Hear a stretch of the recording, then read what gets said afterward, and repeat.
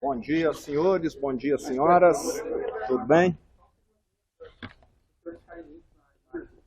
Você botou em cima da Globo aqui, pô? Todo mundo aqui. Vou deixar aqui para não cair.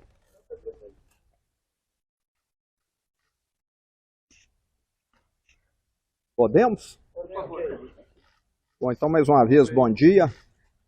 Estou aqui na minha primeira missão a Brasília, após a minha reeleição ao governo de Minas, e vim aqui tratar com o presidente questões que envolvem o Estado, como o metrô de Belo Horizonte, onde o governo federal vai aportar 2,8 bilhões de reais, e o Estado se comprometeu a aportar 400 milhões, que já é uma realidade. Também as obras da BR-381-262, que conectam o estado ao Espírito Santo e ao leste de Minas Gerais, e outros pontos mais que envolvem Minas Gerais. E não poderia também deixar, nesse momento, de estarmos aqui colocando as nossas divergências de lado, né? Eu sempre dialoguei com o presidente Bolsonaro, sabemos que em muitas coisas convergimos e em outras não. Mas é um momento em que o Brasil precisa caminhar para frente, e eu acredito muito mais na proposta do presidente Bolsonaro do que na proposta do adversário. Até porque o adversário dele, que foi o mesmo adversário que eu tive em Minas Gerais, foi uma gestão desastrosa que arruinou o estado de Minas. E eu e a minha equipe sabíamos muito bem, porque nesses 4 anos nós já pagamos 30 bilhões de dívidas que herdamos da gestão passada, e é só perguntar para qualquer prefeito de Minas Gerais o estrago que o PT fez no estado. É só perguntar, 853 prefeitos. Nós tivemos em Minas prefeitos que renunciaram, que adoeceram e suicidaram na gestão do PT, porque o Estado simplesmente se negou a repassar aquilo que a Constituição prevê. Repasses do ICMS, do IPVA, do Fundeb e também da saúde. Se apropriou. Um governo que descontou da folha de pagamento de 270 mil funcionários públicos o empréstimo consignado e não pagou os bancos, deixando o nome de 270 mil funcionários públicos ir para o SPC e Serasa, diz tudo do que é capaz de fazer. A falta de consideração. E pior, diz que é social e suspendeu o pagamento do piso mineiro de assistência social, que nós voltamos a pagar logo no início do meu governo e reajustamos em 50%. Então dá para ver que há uma divergência muito grande entre discurso e efetividade e prática. Então eu estou aqui hoje para declarar o meu apoio à candidatura do presidente Bolsonaro, porque eu, mais do que ninguém, herdei uma tragédia. E não foi só o Estado, não. Perguntem aos atuais prefeitos de Uberlândia, de Pouso Alegre e outras grandes cidades do Estado que também tiveram uma gestão desastrosa do PT. Então nós estamos falando aqui de realidade. Não estamos falando aqui de versões, não. Perguntem aos 853 prefeitos de Minas, principalmente aos reeleitos, que estiveram lá presentes em 2015, 16, 17 e 18, para saber a tragédia que nós vivemos. Presidente. É com satisfação que eu recebi a visita do governador Zema, veio tratar de assuntos de interesse do seu estado, continuar tratando desses assuntos, como ele falou aqui, do metrô, de BRs. Temos a questão também de Mariana, está bastante avançado. E sempre tivemos um diálogo muito franco. Nada tratado entre nós visava outros interesses, a não ser o futuro, no caso dele, do Estado e nossa parte aqui do Brasil. Ele passou um breve filme do que foi a administração do PT para seu Estado, e eu poderia fazer a mesma coisa, mas sobre o Brasil, sobre os endividamentos das estatais, os descasos mais variados possíveis, a forma também como ele tratou as pessoas mais necessitadas, pagando um auxílio chamado Bolsa Família do passado, de média R$ 190, onde tinha famílias ganhando R$ 80 por mês. Nós passamos para, no mínimo, R$ 600. Demos também um tratamento muito especial, respeitando a cultura do povo brasileiro, no tocante, por exemplo, às liberdades, as mais variadas possíveis, e sempre tivemos isso como um ponto máximo do nosso governo.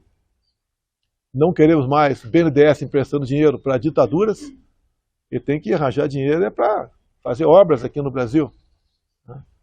Nós levamos água para o Nordeste, nós criamos o PIX, fizemos muita coisa no varejo, mas que tem uma repercussão muito grande no somatório final das ações, como, por exemplo, passar de 5 para 10 anos a carteira nacional de habilitação, como, por exemplo, a criação do PIX.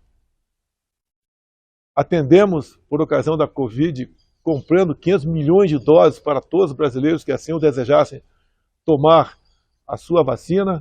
Não deixamos de repassar recursos para todos os estados e municípios, independente da coloração partidária desses estados ou desses municípios. Ou seja, ao longo desses 3 anos e meio, alguma divergência a gente vai ter, somos falhos, né? Somos seres humanos, mas procuramos fazer o melhor para todos aqui no Brasil.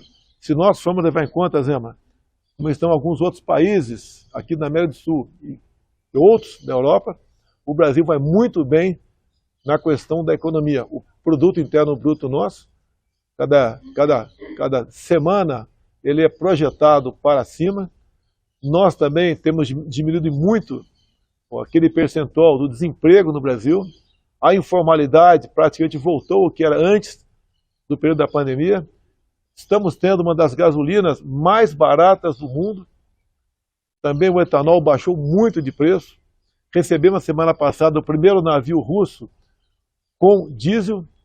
Isso vai se tornar uma constante para nós. E dizer que o Zema sabe disso. Nós somos dependentes de diesel e de gasolina porque 3 refinarias começaram a ser feitas. No início do governo Lula, se enterrou quase 100 bilhões de reais e não se fez uma refinaria sequer. Muito pelo contrário, perdemos até 2 refinarias para a Bolívia, tendo em vista o presidente da época, Evo Morales, ser amigo do presidente Lula. Também comprou-se refinaria fora do Brasil, que era uma sucata, com uma passadina. Temos hoje servidores dos Correios que têm um desconto em seu contra-cheque de no mínimo R$500 até 2030 para pagar roubos do sistema do fundo de pensão deles, o Postales. A mesma coisa na Caixa Econômica Federal. Então nós sabemos aqui, rapidamente, né, um breve retrato do que foi o estrago da administração do PT. E agora há pouco também, conversando com o governador na mesa ali, comparei os meus ministros com aqueles que viriam, né, numa hipotética e improvável eleição do ex-presidente Lula. Simplesmente é incomparável. Temos aqui 2 ministros me acompanhando, o da infraestrutura, que mesmo com teto de gasto fez muito mais do que mais de 14 anos de administração do PT, e também a questão do meio ambiente, que é uma questão muito sensível a todos nós, e nós comparamos com outros ministros do meio ambiente. O que poderia vir no governo Lula seria um travamento de tudo quanto é obra no Brasil. Ou seja, também falamos rapidamente sobre o que é o Brasil perante o mundo, a sua importância. Somos hoje um dos maiores produtores de alimento do mundo, temos projetado também sermos os maiores produtores de energia verde via eólica offshore. Nós vamos reindustrializar o Nordeste com isso. O país já tem nos procurado para buscar contratos. Ou seja, o Brasil está despontando para realmente ser aquele país que interessa e é o sonho de todos nós.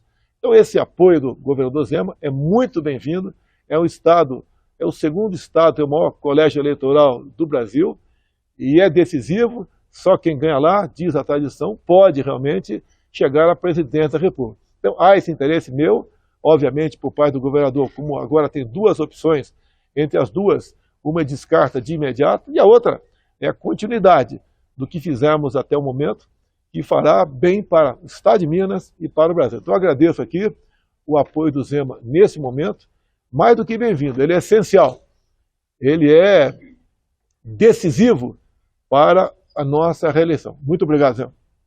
Governador, uma pergunta. A votação do senhor foi bem maior do que a do presidente. Quer saber o que o senhor atribui esse resultado e o senhor acha que dá para diminuir essa diferença? Com toda certeza, o eleitor é pragmático. Eu sempre menciono que ficou erroneamente na memória do brasileiro uma ideia de que nos anos Lula nós tivemos uma prosperidade. Eu sempre coloco como comparação que naquele período foi como se um atleta tivesse tomado anabolizante. No primeiro momento foi muito bom, e depois a conta veio amarga, né, através de diversos problemas de saúde. Primeiro muito músculo, muita força, depois problemas renais, de impotência, problemas cardíacos, etc. O que o PT fez com o Brasil foi isso, maquiou um desenvolvimento econômico. E nós tivemos em 2015 e 2016 a pior recessão da história, enquanto o mundo crescia. Só o Brasil conseguiu dar marcha ré em 2015 e 2016. Entre 2015 e 2016, perdeu-se 3 milhões de empregos no Brasil. Em 2020 e 2021, com a Covid, criou-se quase 3 milhões de empregos no Brasil. Imagine se tivesse tido se essa pandemia fosse com uma administração do PT no Brasil. O apoio do governador Zema, o senhor acredita que é possível virar a eleição em Minas? Eu tenho certeza disso. O Zema tem gosta de grande credibilidade, dado a administração que ele fez. E esse apoio, no meu entender, é decisivo, e em Minas Gerais nós vamos ter uma boa diferença para o adversário. Já com essa linha aí, presidente, na Jovem Pan, está ao vivo. O senhor já tem um acerto de agenda? A ideia é andar com o governador no estado de Minas, algumas cidades em que os votos não atingiram a expectativa, é refazer essa rota aí, presidente? Não, sim, já foi rapidamente aqui tocado nesse assunto, obviamente, vou a Minas. Dia 12, votar em Minas Gerais, no encontro com o apóstolo Valdemiro, tá? Um encontro religioso. Eu até já agradeci ele agora há pouco, fiz um vídeo para ele. E temos também já pré-acertado uma agenda política no Estado. Eu pretendo ir pelo menos 3 vezes ao Estado de Minas Gerais. Você vai a São Paulo hoje, presidente? Tenho 2 eventos também religiosos em São Paulo, vou com a minha esposa, que ela é evangélica. E temos uma outra atividade também, está faltando a gente só a confirmação para participar da mesma. São 2 policiais militares que foram feridos, uma situação cujos criminosos receberam recursos para executar essa ação criminosa, 2 policiais fardados, por ocasião do dia das eleições, graças a Deus sobreviveram, e nós vamos me inteirar melhor desse assunto, e se for possível, se assim as autoridades sanitárias permitirem, pretendo visitar esses policiais. Hoje o senhor recebe o governador Cláudio Castro também? O senhor pretende receber outros governadores eleitos, presidente? Olha, eu conversei com o Cláudio Castro por telefone, está fechado o apoio dele. Conversei também com o Ronaldo Caiado de Goiás, devemos encontrar brevemente. Conversei também com o Ratinho Júnior do Paraná, e está a princípio, está pré-acertada uma agenda que deve ser em Minas Gerais, com o Zema, para nós ali, discutimos mais sobre o futuro de cada ente da federação. Em relação à dinâmica do auxílio aí, presidente, tem expectativa de aumentar para atender as mulheres? Olha só, a questão das mulheres é uma narrativa contra a gente. Você pega, por exemplo, 420 mil títulos da reforma agrária, 80% foram para as mulheres. O Auxílio Brasil, nós priorizamos as mulheres, de 21 milhões de famílias, quase 17 milhões são mulheres. A nossa presidência da República, em torno de 40% daquele espaço lá, que são centenas de pessoas, são mulheres. Uma das ministras mais importantes nossa, da Agricultura, Tereza Cristina, mulher. A Damares também. A nossa da articulação política, até se licenciar, era a Flávia Arruda aqui do DF. Então nós temos uma atenção muito especial para com as mulheres. Se você ver os índices de feminicídio no Brasil, o percentual baixou. Então as mulheres sempre estiveram na nossa meta. Criamos, né, sancionamos ou criamos em torno de 70 legislações de interesse delas. Acredito que a mais importante, logicamente pode haver divergência, uma das mais importantes, nós modificamos a lei sobre laqueadura. Antigamente a mulher tinha que ter 25 anos para fazer a laqueadura, agora pode fazer, se quiser, com 21 anos. Também tinha que ter autorização do marido, agora está dispensada essa autorização do marido. E também, no passado, ela não podia fazer a laqueadura imediatamente após o parto, tinha que esperar no mínimo 6 meses. Agora pode fazer durante o parto. Talvez essa seja uma das legislações mais importantes para as mulheres.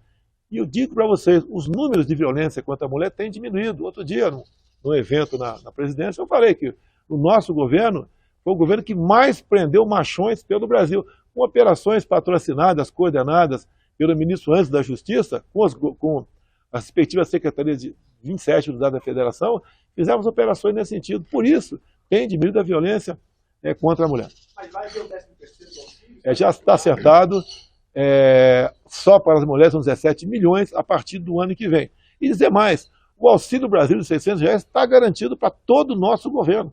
Isso é acertado com o Paulo Guedes. Recursos, já sabemos de onde virão. No momento está garantido 600 por lei e os 200 extra, nós vamos manter esse valor a partir do ano que vem, já garantido, temos fonte para buscar esse recurso. O 13º não é esse ano agora. Não dá para, até por esse ano eleitoral, você não pode tratar desse assunto agora, né? É proibido pela lei eleitoral. A partir do ano que vem, 13º para o Auxílio Brasil. E dizer uma coisa, além de ajudar as pessoas mais pobres, as mais necessitadas, ajuda na receita de municípios e do próprio Estado. Eu ouso dizer que, em grande parte, o que ajudou a economia a não colapsar durante a pandemia foi o auxílio emergencial de R$600. E olha só, aquela senhora, né, que tinha um filho e era o cabeça do casal, ganhou, por ocasião da pandemia, de auxílio emergencial, não 600, mas R$1.200. Então, nós sim atendemos as mulheres, não com discurso ou palavras bonitas, né, mas com realizações e com ações. O senhor vai Em relação ao procurar apoio aí, semineto presidente, também?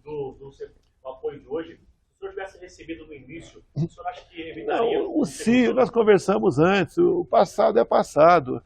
Eu tive um candidato lá em Minas, não fiz uma campanha massiva para ele, até porque tinha uma simpatia com o Zema, falei com ele sobre isso, e a intenção dele vir candidato era me ajudar em pontos mais isolados por Minas Gerais. As minhas lives todas, eu falava do meu candidato, ele falava que o Zema fez um bom governo em Minas Gerais. Não houve nenhum atrito entre nós. O senhor vai procurar apoio do candidato a semineto? Olha, eu estou à disposição, a Assembleia que quer conversar comigo, estou à disposição. O João Roma veio candidato por lá, teve em torno de 10%. O candidato do PT quase ganhou no primeiro turno. E eu estou à disposição do ACM Neto. Tá? Uma agenda agora também com o vice-presidente, né? Uma agenda de campanha. Mais uma cortesia do Mourão. Presidente, o senhor está procurando um apoio formal de alguns partidos, o União Brasil, o MDB, o Não. Voto Novo, algum outro? Então, isso aí, quem coordena isso é o meu filho Flávio, que está aí.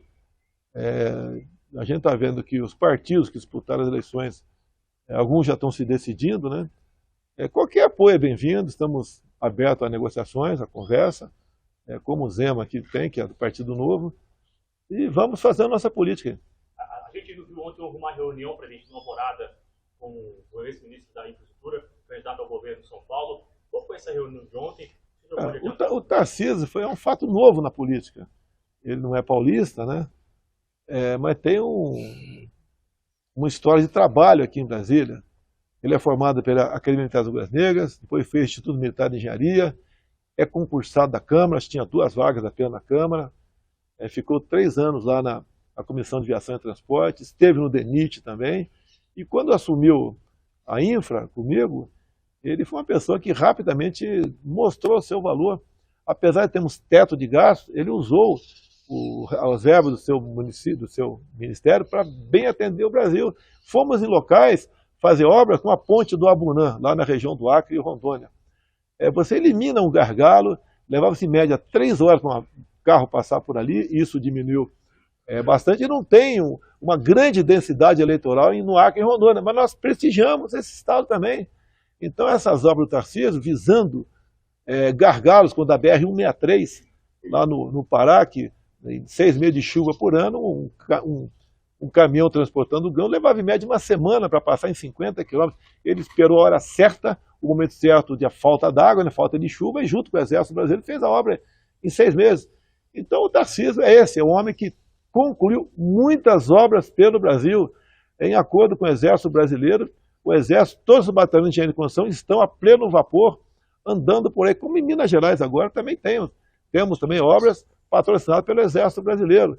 Ou seja, o homem do diálogo conseguiu aprovar muita coisa dentro do Tribunal de Contas da União, junto ao Congresso Nacional, e o Brasil mostrou, né? Ele mostrou para o Brasil que ele é um grande gestor, o que ideal é para a função que ele está pleiteando em São Paulo. Presidente, também teve uma reunião ontem de noite aqui em Alvorada, com vários ministros, o presidente Arthur Lira. Foi discutido. O Lira veio falar comigo, obviamente, um dos raros candidatos a deputado federal que eu citei o nome dele nas minhas lives, porque é uma verdade, nos ajudou a aprovar o Auxílio Brasil de R$600 para 21 milhões de pessoas, e grande parte disso está no Nordeste.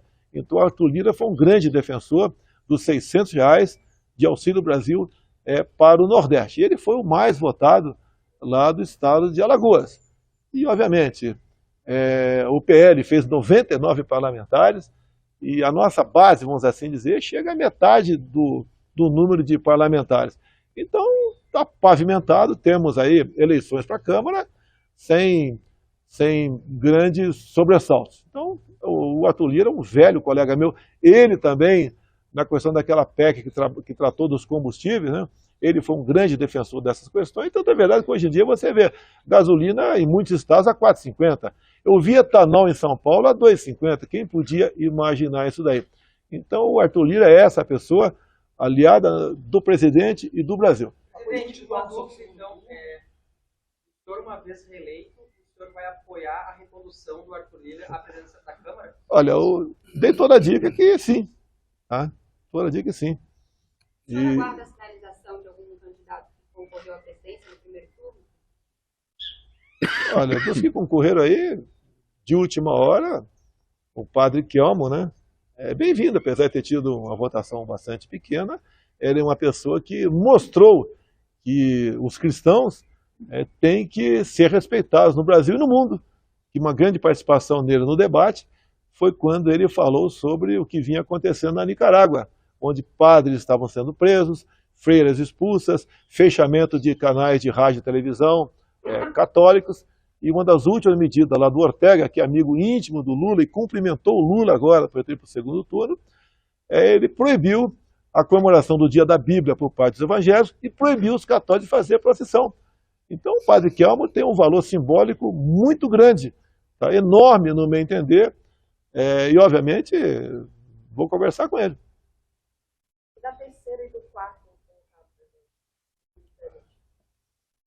Olha, pelo que eu estou vendo aqui, o PDT está bastante inclinado a apoiar o Lula. E a Tebet pessoalmente, né? As informações que eu tenho. Eu acredito que o MDB não irá fechada para nenhum lugar, assim como até o PDT não será fechada para nenhum outro lugar.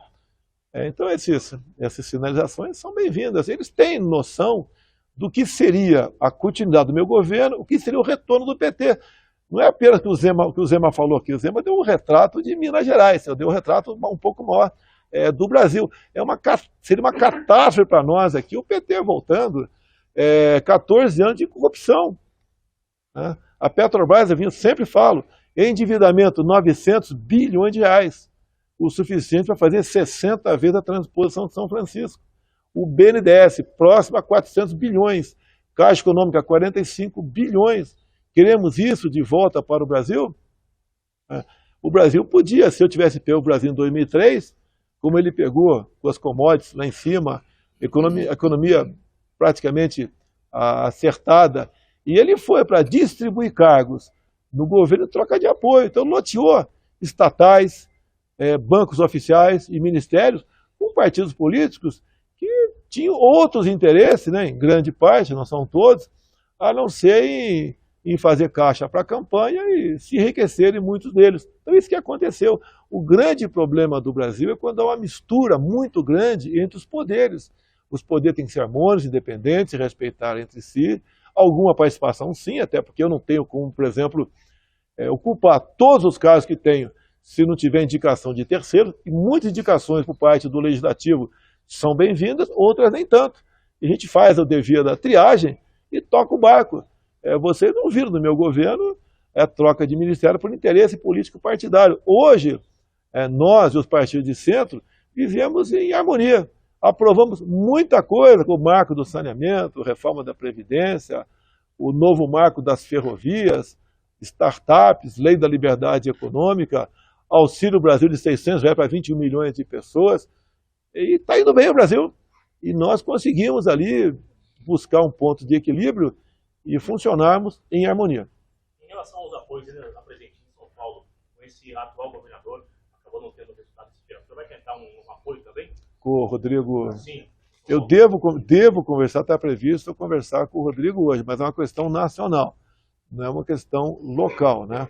Local, ele trataria com o Tarcísio. Desconheço qualquer trabalho nesse sentido. Comigo, vou conversar com o Rodrigo Garcia hoje sim. Pessoal, está previsto, pessoalmente, não bati o martelo ainda, né? Seria no aeroporto lá esse encontro. Até que eu não poderia ir lá no governo dele, porque a minha agenda está muito apertada. Em São Paulo, tenho 2 eventos grandes religiosos, uma possível visita ao hospital, não teria como esse tempo de deslocamento seria muito grande para mim. Então, estamos tentando ver se ele vai lá em Congonhas conversar com a gente. Para discutir um apoio ao senhor. Conversar sobre política. Ali é o namoro, né? Se a gente vai parte para o noivado ou não. Eu acho que tem tudo para a gente conversar sobre São Paulo. Eu acredito que, naturalmente, uma parte considerável do PSDB viria comigo em São Paulo, que não vai apoiar o PT, até pelo histórico do Lula, pelo histórico do estrago que o Haddad fez em São Paulo também, o próprio prefeito da história da capital paulista, além de outras questões, né? O Haddad, enquanto ministro da Educação aqui, investiu em pautas contra os costumes, pautas contra a família. Aquela história do kit, né? Que agora a Justiça Eleitoral resolveu agora fazer censura para tudo, né? Faz para eles, quando é ao meu favor, eu não ganho nada. Eu tenho que fazer a live aí fora. Você sabe quanto eu gasto fazer uma live aqui, pessoal? Talvez alguns centavos da energia elétrica. Sabe quando eu saio daqui? Que eu gasto? Alguns milhares de reais. Que são 8 carros blindados, uma ambulância, segurança, no mínimo 50 segurança. Então, para mim, tudo contra. Do outro lado, a favor. Bem, vai dar tudo certo, se Deus quiser. Acredito na reeleição, acredito no povo brasileiro, acredito em Deus, acredito que o reconhecimento se fará presente cada vez mais nas urnas para o bem nosso e de vocês da imprensa também. Apesar de nós termos tido algum atrito, eu não tomei nenhuma medida para cercear a liberdade de vocês, enquanto que o outro lado, Lula, o tempo todo fala que vai democratizar, você sabe o que significa isso, a mídia, vai fazer certas censuras a vocês, vai fazer com que vocês percam a liberdade. E eu, apesar das críticas que eu sofro, grande parte injustas, né, eu prefiro uma imprensa trabalhando dessa forma do que em casa, ou não fazendo nada. Então aí já começa uma grande diferença entre nós. A palavra liberdade é uma palavra que é um abstrato aí, mas um homem ou uma mulher não vive sem liberdade. Eu costumo dizer, se você perde quase tudo de bens materiais na tua vida, por um motivo qualquer, você pode recuperar, se tiver liberdade para ir atrás e lutar pelos seus sonhos. Se você perder a liberdade, você vai ser um zumbi. Olha como vive o pobre do povo cubano, o pobre do povo venezuelano. Para onde está indo a nossa Argentina? Há poucas décadas tinha um PIB parecido com o do Brasil e hoje 40% da população vive na pobreza. Na proposta inicial do Lula para esse governo, ele falava em regular o agronegócio. Depois retirou. O que é regular o agronegócio? É taxar. Quanto o agronegócio é taxado no Brasil? É taxado em 0 no Brasil. Na Argentina tem produtos taxados em até 33%. Algo encarece o preço na prateleira de quem vai consumir, da população, fica mais oneroso para o produtor exportar, ele acaba não investindo no agronegócio. A Argentina está fadada a ser uma Venezuela de verdade. Ok, pessoal? Uma coisa mais, senhor? Não, ok. Bom dia, senhores. Obrigado. Até logo aí, pessoal. Bom dia. Um abraço. O senhor vai fazer a vida individual com... Por volta de 1h30, devo decorar. Por volta dele. Obrigado.